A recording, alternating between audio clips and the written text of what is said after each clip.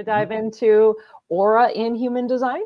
Aura, let's do it. Yeah, so before we get started, thank you again for liking, subscribing, commenting, and engaging with us. It's really, really fun. We love interacting with you. And so thank you for doing that. So Aura in human design. So first off, we're going to explain auric presence, right? And so what is this idea? Like aura, your vibes, you're this, you're that. So it refers to the electromagnetic field that is surrounding our bodies and extending outward from every living thing. And it extends about 2 arm lengths or 6 feet in every direction from the body. So if you look at the top right little graphic, it's like from the center of your body, you got your arms, and imagine like an extra set of arms. It's about that distance. And this auric connectivity. It's a powerful and nonverbal form of communication. It's like you feel it. You feel when you're walking down a street and you get that creepy vibe and you're like, I got to get out of here. Or, you're with somebody you love and they like get close enough and you're like, oh my God, I just want to like hug you and eat you up, right? So that's what it's about, is we can pick up this electromagnetic information. It's like, it deep down. And so what's fun with human design is you can start to actually understand it besides that good feeling, bad feeling. You get more specific. And so by understanding the key differences between types at this auric level, we create the potential to interact and communicate successfully and amicably between one another at all levels. It so is. It's the book, The Human Design System, The Science of Differentiation, was originally going to be subtitled, instead of Science of Differentiation, it was going to be A No-Fault Guide to Living, how it's not the other guy's fault. I was thinking of that, and publishers were like, that's stupid. It sounds good, but let's come up with something else. I like the subtitle. I think it's perfect. But yeah, other things, I mean, just the things of this aura, this whole extends out, that whole thing, like you explained it perfectly. You get a vibe for what is it you feel. Since this aura is pouring the information of our body's chemistry out, it by definition is pouring out the actual design. You can almost look at it as sending little computer packets, right? But your uptake of packets, well, our aura's uptake, or whatever, down speed, or whatever you want to call that, is high. It's real. I mean, it's a fast moving thing, and it's broadcasting that literally no different than a radio wave out into the other. And so all those times where it's like you instantly know, especially with partners is always going to be easier, good friends. Right away, something's wrong or something's right. And you notice, and we very much think, oh, I saw them and they came through, but it's a presence they gave you. And we think that, don't make the mistake of thinking that presence is simply a physical thing. Oh, you walked in and I sort of took in variable this, variable that, and surmised or something. No, the aura gave you a certainty and corroborated what your eyes were seeing right away. Literally the aura told you, oh yeah, what's up? And that's how, even though it's written on their face a little bit, what's up has a great deal of meaning, because it's the aura contact that gives us the knowing that it is. No. There's something here. What's going on, right?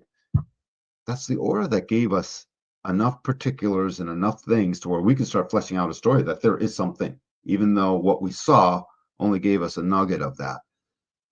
That's how powerful aura is. It's constantly, sending this out and sending ourselves out, and it goes into the other. And that's the thing. It goes into the other, and the other's aura goes into us. And it's a really profound state when you start to realize that. Mm-hmm. It's like a data exchange.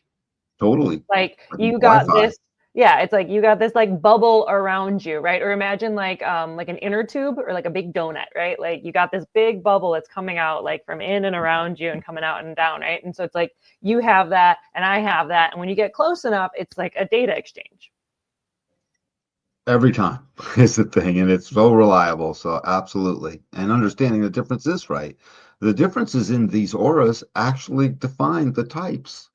Mm-hmm. They give them much of the meaning to the type itself. Yeah, it type makes a lot more sense when you start like understanding aura. So perfect. You ready to dive in? Yeah. Cool. So for our first, we're going to start with manifestors. And so our journey today is going to go from the most dense, the most solid aura into less dense, into like more open and absorbing, into being more focused. So first up on this journey is the manifestor that has a closed and repelling aura. And it's an aura that challenges and initiates. and it's the most dense, the most solid aura, right? So you can almost imagine, like, I imagine the Manifestor Aura is like a submarine underwater, where it's just this big metal thing that's just like going to like push its way through. Right? It's there. That aura is it's a protection of them. The protection of the closed and repelling aura provides exceptional ability to manifest what they envision without being interfered with. The manifestor is here to like push through their own thing and not be interfered with others. It's just what their journey is about. And so through history, manifestors have often been in positions of rulership, the warrior, the king, the high priest. They've conquered and defended kingdoms. They were the kings and the pharaohs and the people in charge, and that can make something happen because they can initiate and they can push it into the world. Absolutely. I can do. You can't compete with me because I keep can doing, and I don't stop. And that's what gave them, basically they were the rulers of the world up until the 9th century change when that started to shift. With this challenging aura, and the manifestor wants to initiate. That's their theme. Closed and repelling should really be teased out. It's not closed and repelling to anything juicy and good and love and all of these things. It's just that its capacity to close off comes immediately with the manifestor's initiation. As soon as they're initiating something or moving towards something, other things get repelled out of the way. It's literally just the bumper in front of the car that's pushing the things out of the way. That's what this aura is designed to do. That's the close. It's closed and repelling to too much resistance. Yep. Yeah. And that's part of like why the manifestor strategy is to inform, right? Because it's like, if you look at our little graphic, it's like you have the body graph, and then it's like you have these arrows pushing out, and it is solid and it is pushing through. And so when a manifestor like fails to inform, it's like when you're driving behind somebody and all of a sudden out of nowhere they're like turning, and you have to slam on your brakes and you have to wait for them, and you're like mad at them, and you're like, why didn't you turn on your signal, right? So it's just, you get smashed into by manifestors who fail to inform. It gets in their own way. Whereas when a manifestor is like, hey, I'm going to do this, or like they turn on their little directional signal, you're like, oh, cool, do what you want. Like, I have a manifestor friend who will just like announce, like, I'm going to go do this. And every time she does, I'm like, I don't even care. Why are you even telling me? But if she wouldn't tell me, like, what are you doing? Because it's like, you can feel this like impact you get smashed into, right? Like, I feel like the manifestor can either be like Moses parting the Red Sea and like going through and like leading a new direction, or they're like the Kool-Aid man, just like bashing into the wall. And you're like, what is going on? Like, what is wrong with you? Just tell me what you're doing. And so manifestors will be afraid that if they tell people what they're doing, then they're going to be scolded, they're going to be stopped, they're going to be reprimanded, because oftentimes the manifestor in the past, when they just try to do something, they get yelled at, they get in trouble, they, whatever bad things happen. So they kind of get to this point where like, I can't tell anyone, I'm just going to do what I'm going to do, because otherwise they're going to try to stop me. But it bites them, because then they end up bashing into people and people don't like it. So just tell what you're doing and nobody will care. It just like completely like drops all resistance when manifestors just tell what they're doing, just inform, and it will make your life a lot easier, and everyone in your life will also be happier. It's the way to drop resistance, and you'll find out the degree to which it does and how it is you do that as soon as you're experimenting with just informing people of what's the scoop along the way. And if it's hard to inform them because you don't want to get stopped, play with that. Doesn't mean inform perfectly every time. It means watch how it would have been easier had you when you choose not to. Yeah. Right? Because the experiment is still, people should know that when you hop into the human design experiment, like, and you're just getting in and you're here watching this, the movement from this not self sort of conditioning that is heavy out of that into yourself, you got to take one with the other for a while you're getting your sea legs to be yourself again, right? It's hard to just jettison what was, so you got to live through it. That means you'll be it. So I love this manifestor. It's designed to basically push back resistance, and if you ever want to get somewhere, fall in behind a manifestor. Yeah, having a good manifestor in your life is absolutely life-changing, especially like as a projector, where it's just like my aura just collapses. If I'm trying to do something that's like with other people or making other people do things, like it can just be like this, and then I just collapse. Whereas manifestors in my life, like they can just like do the thing and like make it happen. And it's so impressive. Like manifestors, you're incredibly impressive. Just let us know what you're doing, and even the silly stuff. Like I think the silly little things are actually the easiest to practice with human design, of just be like, hey, I'm going to go take a walk. even if you don't like have to tell them, you're not asking permission, just be like, I'm going to go do this. Hey, I need some alone time. I'm going to, make some food, whatever, like the tiniest little things, just like informing and, tell people stuff and just see how people will almost be like, I don't even care. Why are you telling me? And Right. that can be tempting to then not tell them. But the more you just do it, nobody will care. And you can just like do what you want. And then you experience the peace of the manifester. You should recognize as a manifester, people already sort of want to get out of your way. Oh, yeah. You got that going. And the more they're your friends and they love you, the more they don't mind stepping out of the way. It's just, they've been trained and it's Yeah. good for them. Just It's let us know healthy. you're coming and I will happily move out of the way. Like, here Yeah. you go. I will like lay down the red carpet. Just let me know and don't bash into me. Right. And don't bitch about stuff. I'll be fine. But no, I feel pretty good with the I feel manifesting. great. All right. So next up on our journey, we have the reflector. And so the reflector has a sampling aura, and it's an aura that provokes others to look to them for reflection and assessment. And their aura is like slippery. Think like Teflon, a nonstick pan, right? And they have the second most dense or solid aura right after the manifestor, which is just solid, right? The manifestor is solid and pushing through. The reflector is like slipping through. And it's an unimposing and non-intrusive aura because, again, it's just kind of slippery. And it's sampling, reflecting, and judging the quality of the environment and sensing who is living authentically. And they are effective as facilitators of group processes because they're going to see, they're here to reflect the group, the community. And you can tell the health of a group or a community by seeing how's that reflector acting. And if they're like super healthy and happy and positive and contributing and have this role, then like super good. That's the health of a community. If you start seeing a sick or an unwell or some kind of distorted frequency in your reflector, that's like canary in the coal mine of like, hey, the health of this community is not great. Something is off. The reflector's aura, its presence being 1% of the population, they're rare-ish mostly. Um, and their aura alone, just by its very existence, has helped to teach us all that we need to see when the community isn't and when the very immediate surroundings and so forth and the where of where we are is not healthy. So we all get a chance to start to get that radar that says, oh, this might not be the best for us. And the reflector acts as the constant reminder, like a tuning fork always has A440 when you go to tune the piano, it never changes. The reflector ultimately acts as that corroboration about the health of the health of us, the health of the milieu, they're reflecting back, are we living out the human nine-centered condition or not? And they've got this beautiful aura that allows them to hold it at bay and take a little in. It's the perfect biopsy aura, you know, That's a hold it good. at bay, snip a piece and take it out and sample that thing.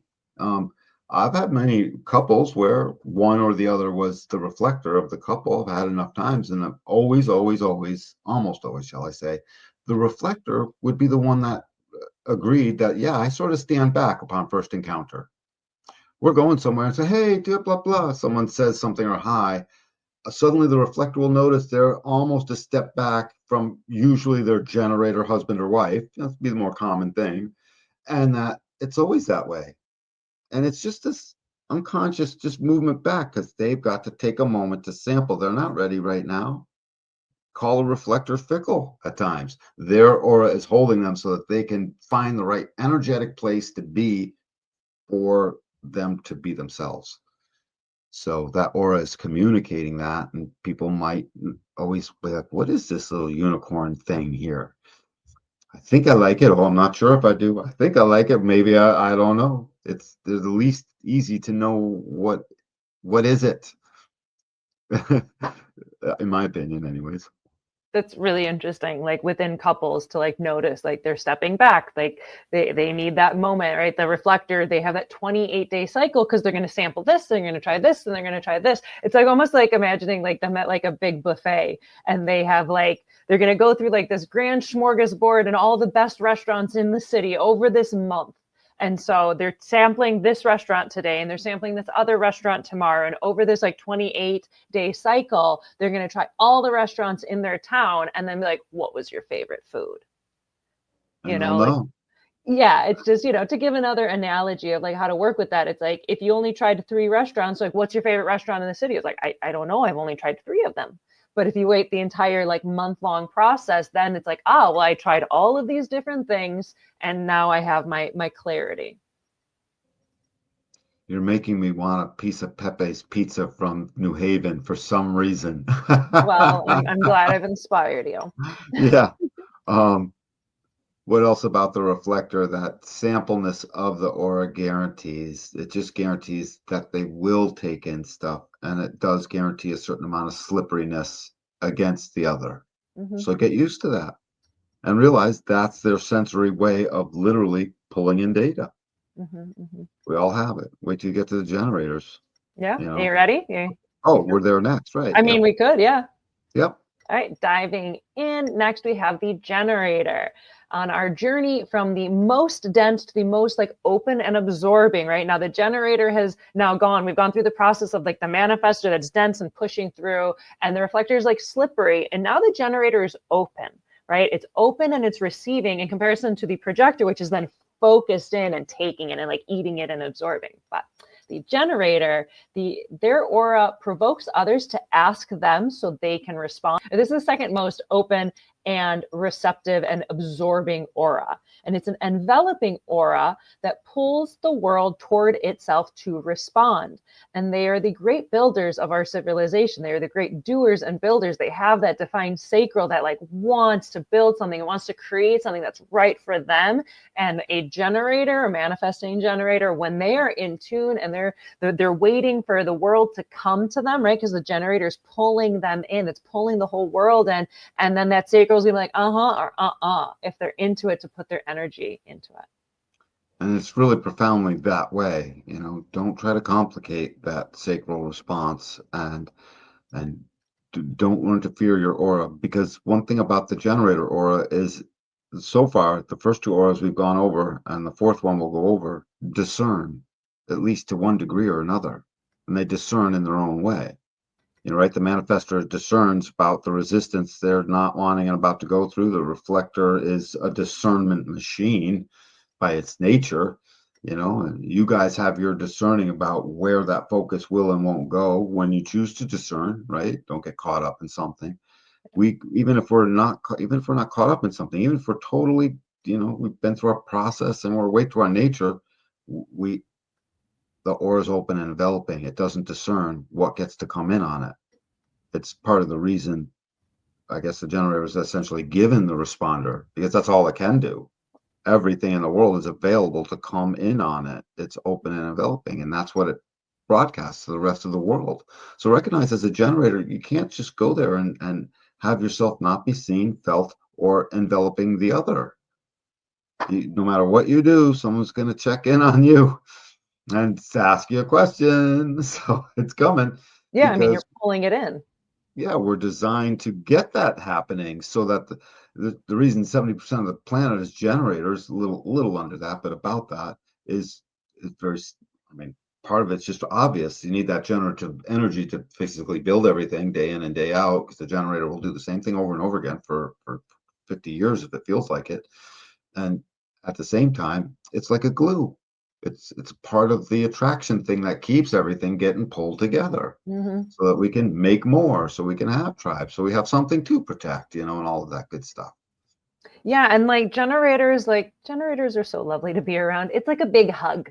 Like that's what I feel like. It's like when you buy your manifestor, it's just like you can feel like there's a little bit of a wall, even if they're super sweet. And every manifestor that I meet, like they're like little hermit crabs inside of a shell. They have this like hard shell, but inside they're so squishy and sweet, and they just want to be loved. But they have this aura that just is kind of a wall that you're going to kind of push up against. And the reflectors, it's like, oh, they're interesting, but they're a little slippery and you can't quite hang on to them. Whereas the generator can be like with 10 people and could feel every single person that generator is with, because it can feel like they are in an auric hug, because it's just like pulling it in and holding them, like, come here, let me hold you.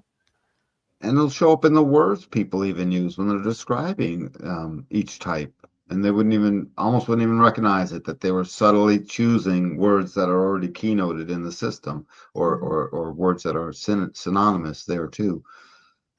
So yeah, that's the generative aura. You can count on it stretching out, evolving, and acting like a sinkhole that takes the stuff and slowly makes it move towards it, slowly but surely. It's a motion that when you're a generator, you should start to recognize that, A, and B, the more you allow it to happen, the more it will draw into your world the way it's supposed to.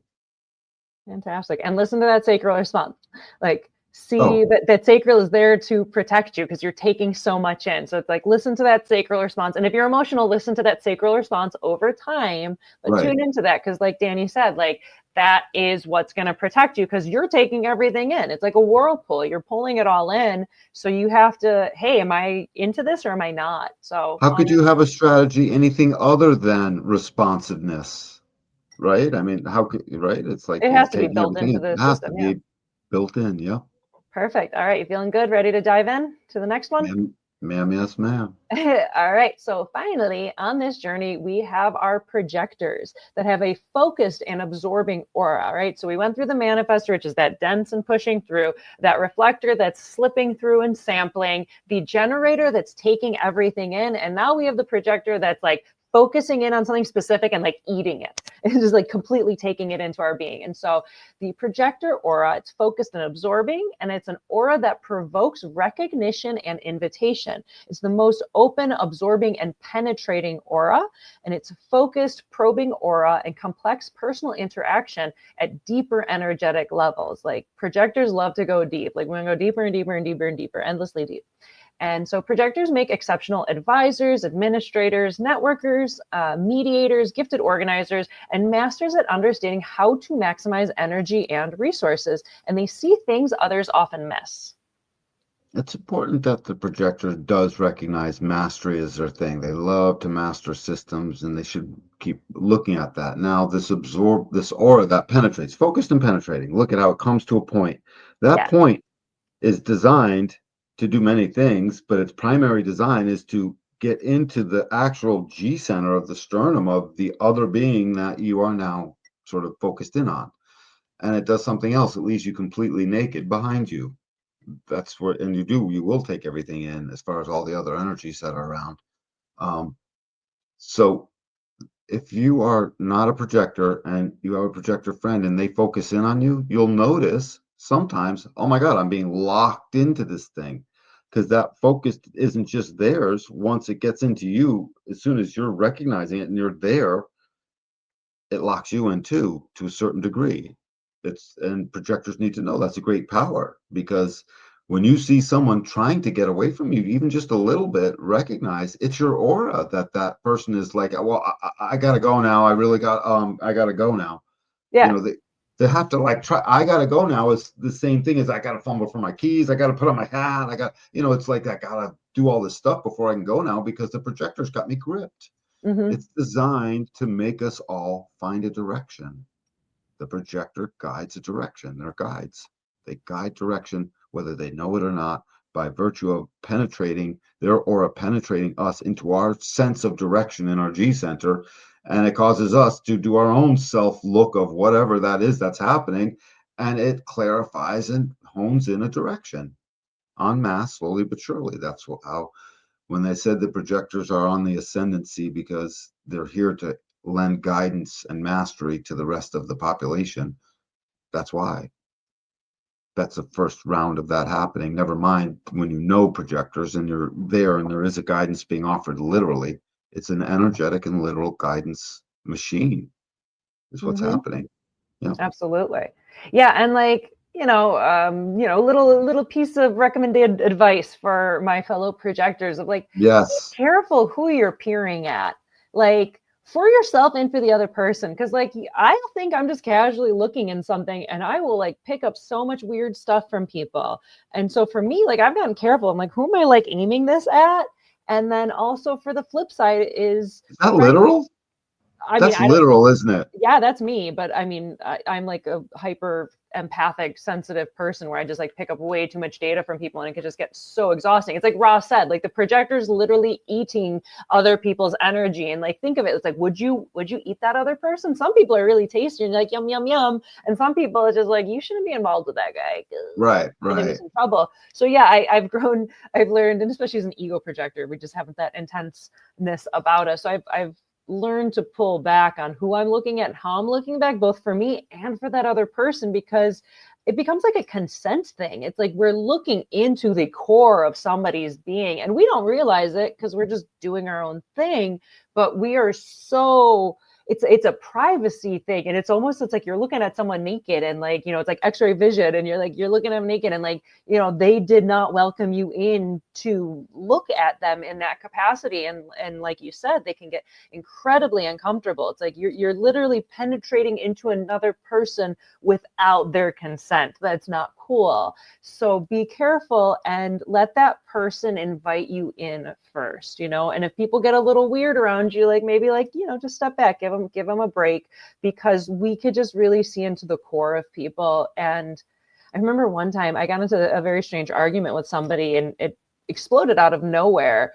And then afterwards, like this other friend of ours, he's like, I've known that guy for 10 years and you just figured him out in 5 minutes and like told him what's up in that amount of time. He's like, you need to be careful with that. You need to be careful with that ability because and I didn't really know human design at the time. So like, oh, wow, I had no idea. But we need to be careful with this because it is a very personal thing. It can be very obtrusive. It's like someone's just poking into you.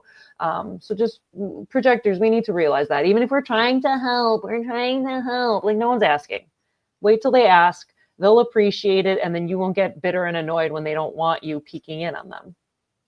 And if you felt like you had to help regardless, don't take it personally, any of it. Just do it because you felt like it. It satisfied something inside of you, or you felt like finding out what would happen, or, Yeah. absolutely. Yeah. And there is a bargain because we're all part of the same, mankind, human family, right? So there is a bargain. Um, the bargain is, I mean, it's pretty simple. I've agreed to be penetrated. So, and the real consent part, I would say, finesses out to really showing up in spades if it continues. I don't know how much the consent's needed for the first moment because that's our human condition. But Well, after yeah, if that, you're just like interacting and like you're crossing someone in the shopping thing, but even then, I've had people like look at me. absolutely you have, right? So it is Yeah, there potentially from the beginning, but it's just healthiest to recognize yeah, that it's about the continuance. And you, as a projector out there, when you're hearing all this, you recognize those times where you insisted on staying in the thing and someone's trying to peel themselves away. yeah. Just like you recognized when you insist on you want to be in the thing and the other wants to be there right with you. And that felt so good. Yeah, let them want you. Let the other want your energy and your focus, because projector recognition, when somebody wants it, like they feel so special. When somebody wants our recognition, they could feel so special, and they could feel so sad and hurt when like the projector takes their recognition away. Like I've definitely Mhm. experienced that, especially because projectors are good one-on-one, right? So like projectors are penetrating into a person. You can't eat two different people at the same time. It gets very confusing. It just like you're taking in too much data.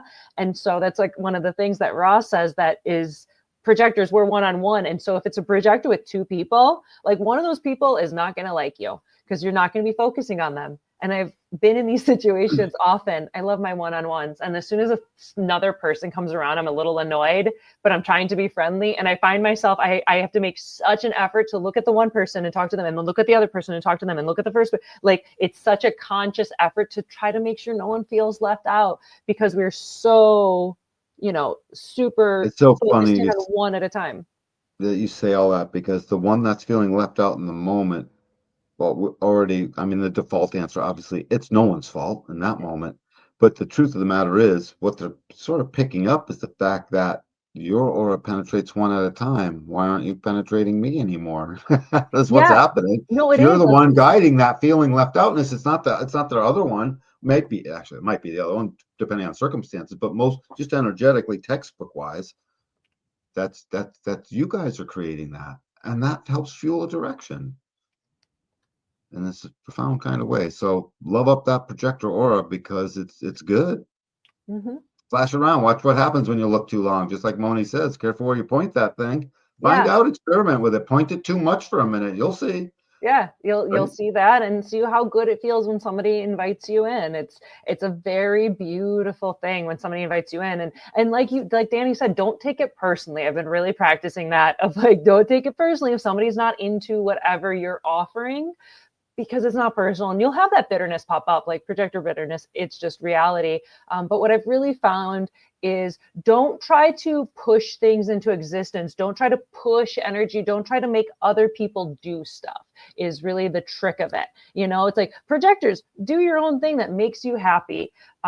Be careful when it's trying to make other people do things with their energy, because that's where it gets squirrely. Just focus on perfecting yourself, master your systems, notice things, and wait for those people that are like, she notices stuff. Like, what do you Right. got? You've been paying attention, and I know you see something, and they're Right. asking for it, and you're like, oh, you want to know what I have to say? Let me tell you. Enjoy that bubbliness. And so see when you feel the bitterness of trying to guide somebody and tell them what to do because you're just trying to help, but they're not asking for it, and taste Yeah. that bitterness, taste that like, I tried to help them, right? And then see the difference of when you wait and you're recognized and invited and you share that, and they see how special you are. You could taste the sweetness. Do you taste sweetness and success, or do you taste that bitterness? And that's a way I've really found as a projector to play with it. I love the way you just described that. It's just such a simple thing. Just recognize it's for you. You guys are the kings and queens of recognition. All things recognition. Yeah. Recognize how to manifest. You recognize how to generate. You recognize how to penetrate. You recognize how to guide. You recognize how to be recognized or not. Yeah, we see things others miss, and it just seems obvious. It's like funny to projectors, I think, when it's like, you see things, how did you notice that? And you're like, I don't know, it was right, like literally in front of my face. How could I not notice this in front of my face? But recognize that other types don't have that. They have another trip going on, and they have other skills and abilities that they're offering. So we're going to recognize things that people miss, and we're going to see the things that people need before they know they need them. So if you notice that somebody needs something, but they haven't noticed it, and then you start offering it, they're like, what are you doing? You're crazy. But wait 5-10 minutes or however long it is. And they're like, oh, I need this thing. Oh, do you know this? And then you're like, I do. I got that hit early. Let me help you with this. So It's so true. And if you're a fourth line and you can't help it, you can at least project that if they're going to need this, you know what it is. yeah. Or, you could do the little bit of a cheat of just A like, tease. Put a well, and tease out in the there. moment, you can be like, hey, I noticed something. Would you like my input? And if they say Right. no, like, don't take it personally. But that's like a little bit of like a cheat that you can maybe like put a feeler out with like a question, but try to hold back on immediately trying to help people, because maybe they need to stumble and figure it out themselves. And now we're interfering. So notice, as projectors, we can either be the most brilliant, beautiful guides, or we can really interfere and mess stuff up. So Right. Right. play with that in your And that experiment. interference runs both ways because when the projector aura disorganizes because its focus went into the wrong thing for it, that disorganization is both ways. It's both to the other, that's like whatever, and then back to yourself. It's like a feedback loop. So whatever happens there sort of comes back in on you in those moments when that's happening. Very powerful aura, very nuanced. Bunch of things. I don't feel very nuancy with my generator aura. I bet you the other two auras feel a little nuancy about their stuff, and I know for a fact this aura nuances out all over the place. And I can't wait for more projectors to keep telling their stories. It'll be a very good thing. I feel so recognized. Thanks. Well, thank you. I need you guys. Nothing ever good happens in my life until I have an intersection with a projector. It's 100% at this point. When I go back over time, they're always there. They're always there. It never fails. And I'm like, oh my God. Then there's a manifestor making an impact. It's always there. Yeah, it's like when These, we're all on our A game, like well, the on our A beauty of game, the it shows world. up. Yeah. Yeah. So perfect. I feel good about the projector. You feel good about the projector? Yep. All right, perfect. So finally, just thank you. Thank you for Danny for doing this with me. Thank you to everyone who's watching and liking and subscribing and commenting and sharing and all the good stuff. I love it. I appreciate all of you.